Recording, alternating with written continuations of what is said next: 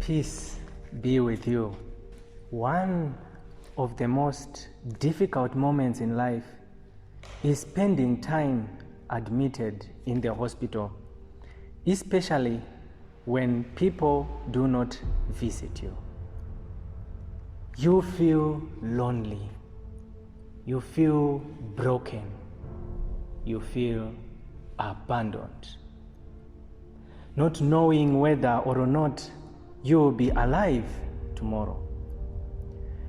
You begin to reminisce some of the joys and disappointments you had in life.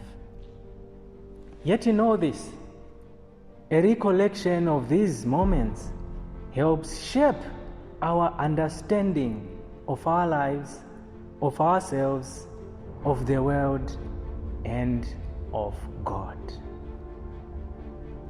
Dear brothers and sisters, today we are invited to reflect on our life as mission of love. The readings of today show us Jesus Christ who gave up his life for love of all people. The first reading tells us what happens to those who are faithful to the mission God has entrusted to them.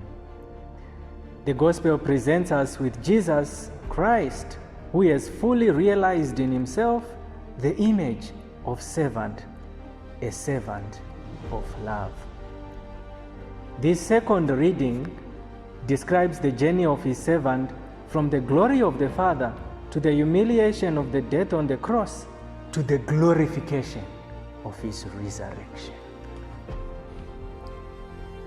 Brothers and sisters, this is the path today's celebration proposes to each and every one of us. Our life is like that of Jesus. It is a mission. It is both a personal mission to foster our relationship with God, but also a collective mission in making this world and each other better. Perhaps a mission to be a source of hope to those who have been heartbroken and betrayed by those they trusted the most. To be the healing touch to those who have been physically or mentally abused. To be a caring husband, a loving mother, an obedient child, or a committed religious. During my philosophy studies, the Dean of Studies used to say, "You shall be tested until it hurts." Dear brothers and sisters, in this mission, there are times we too are going to be tested, and many are the times we shall feel hurt. Like the song of the servant in the first reading, we may be persecuted for standing for the truth. Like Jesus in the gospel today, we may be mocked for the decisions we take.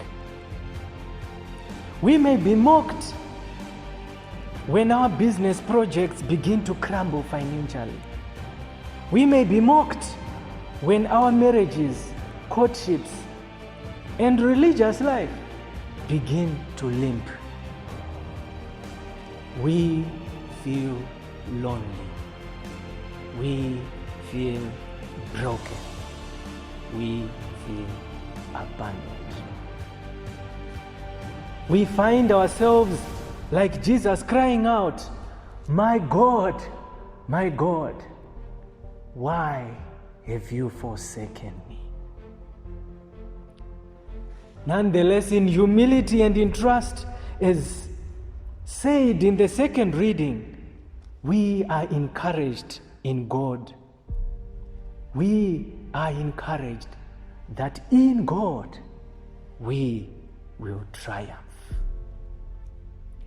When we feel emotionally drained and spiritually dead, when we feel we can no longer see where we are going, when we feel helpless and incapacitated by the uncertainties of tomorrow, let us stand before Jesus, outstretched on the cross, and ask for strength. Let us have the faith that new life and hope will spring up again.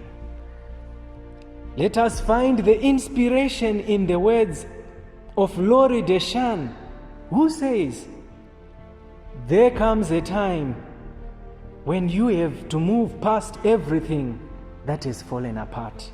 When you have to stop fighting against a life of change and trust that you will be okay, even if you can't see it right now. For a while, everything may feel messy and hard, and you may feel scared and lost. Embrace the fear and overcome it with courage. Embrace the uncertainty and overcome it with hope. Embrace the loss and overcome it with love.